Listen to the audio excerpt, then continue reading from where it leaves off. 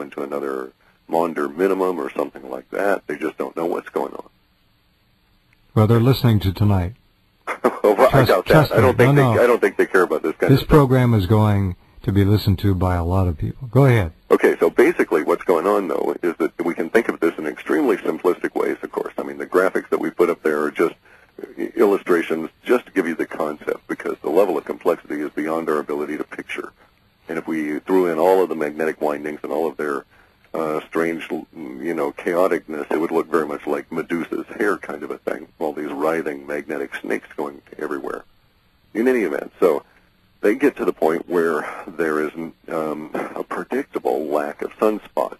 And it's predictable because we won't have these magnetic arms being able to climb up past a certain degree of latitude on the sun, and that's where sunspots occur. And they won't be able to climb up because there's too many of these windings that are jam-packed from that degree of latitude and forcing it down towards the equator. When this happens, and you get into this lack of sunspot age, and the chaotic sunspots, that is to say, some that will just come up and then disappear in a matter of hours, or some that will come up and just be the most violent things ever, persist for a day or two, and then fade away inexplicably. When this occurs predictably, that's when we're getting close to the maximum level of these windings, because the windings are now reaching into the equator. And at some point, they'll get to the point where it just can't take anymore, and a magnetic sphere will be created. They'll expand out basically like a giant EMP, or a giant magnetic wave or explosion coming out of the sun. It may even be so magnetically intense that it will be perceivable if you happen to be looking in the direction of the sun when it occurs, because it would just make that much of an impact on your retina that it would trigger it as though it had been firing off on photons. And what speed will that emit from the sun itself? How long do we have to duck? Well, there's the thing. Light takes 8.5 minutes from the sun.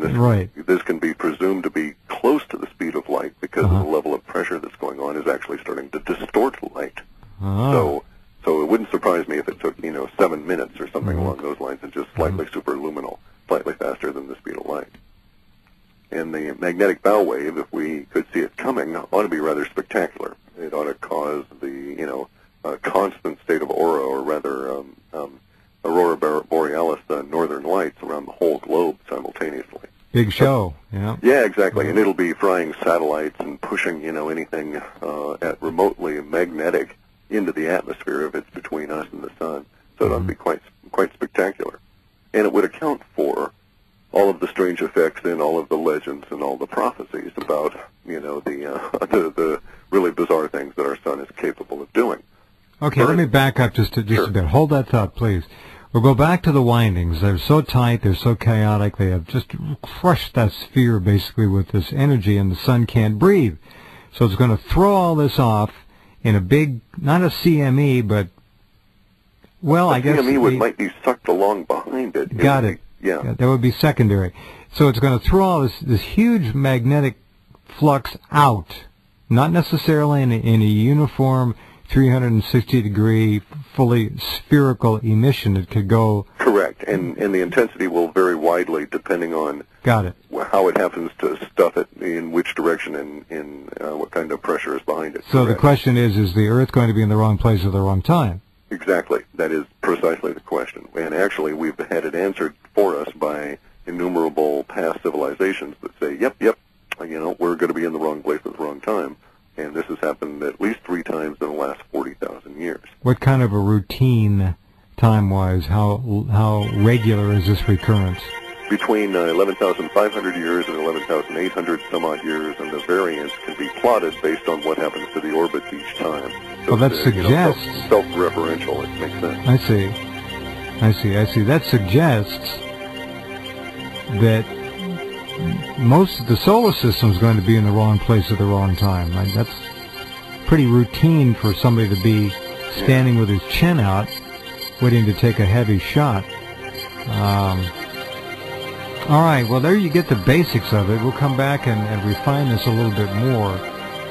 Mr. Garrell, of course, talks about very few safe places to be on the planet, but we'll see. Back in a flash. It's been building for 11,500 years. All right, and the Mayans knew it. The reason it varies between 11,500 and some other number reason that the precession of the ages has varied is because that every time it does this, it perturbs the orbits of the planets, thus shuffling them around a little bit, ourselves included, which alters our precession and so on, and slightly alters the level of accumulated angular momentum. So the sunspot cycle between each of these episodes varies ever so slightly. But the general, in the end of it, it always comes back to these specific fractional part numbers that are the real key important parts relative to the solar, to the equatorial and the polar spin. Something else that's really key is that it's not possible to observe the sun's poles from Earth in a meaningful fashion and determine this 37 and some fractional part of the day rotation. So the fact that the Mayans knew it either meant that space aliens came and told them, or that was inherited knowledge from a previous civilization that was at same level of understanding that we are. And so basically every 11,500 years it throws off this energy, shuffles all the planets around, and since we're riding on one of those planets, we get shuffled around to a great degree, and this is what causes the pole flips, both magnetic as well as crustal. And the mechanisms there are relatively understood, and it's also likely, in my opinion, necessary in recharging the magnetosphere, which degrades over, curiously, about 12,000 years and gets recharged every so often. It also makes a lot of our ancient history make sense, and it also makes a lot of our current history make sense relative to why the powers that be are out there creating all these doomsday seed vaults and trying to do all these well, not only are they creating the seed vault, especially the one in Norway, I believe, but Google is digitizing every book, with a few exceptions, every book on the planet. And then they're going to shoot it to the moon or something, I hear, yeah. So, I mean, these two things are kind of indicative of maybe somebody's planning for something they know is coming. Yeah, yeah. And they, the powers that be, these various individuals have bought huge amounts of land in very high places on the planet, as though they're worried about some event involving water, and that's a predictable part of a crustal shift.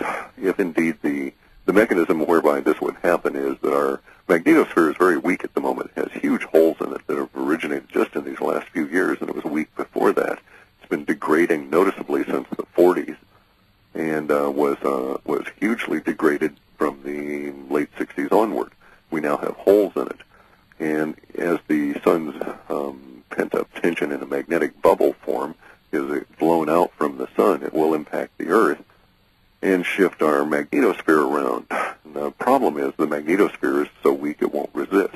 Yeah, couldn't it just blow it away and replace it with something new? Well, it basically will do so. It'll charge it energetically. Supercharge it, yeah. Okay. Yeah, but in the process, it'll flip the core of the Earth, because the magnetosphere and the Earth's inner core are intimately and integrally linked. What happens to one happens to the other.